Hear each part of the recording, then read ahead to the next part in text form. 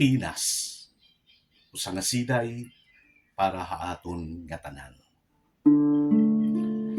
Kada tulo ka tuig ginsasari at katungod.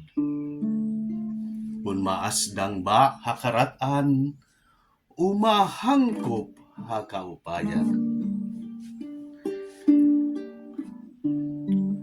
An aton kalugaringon say tambal hini nga ehersisyo.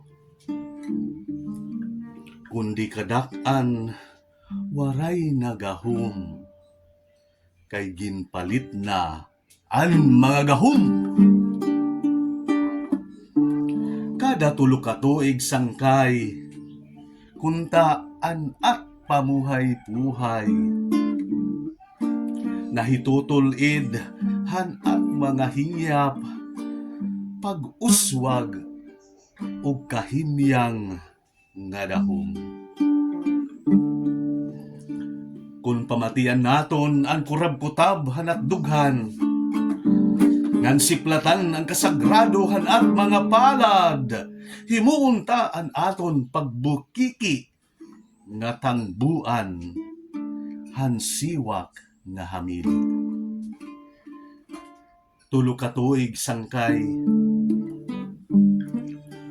bunyog kita pagpitad ngadtuhan ak tinguha. Makakatun naton an huyayag nga pamuhay-puhay.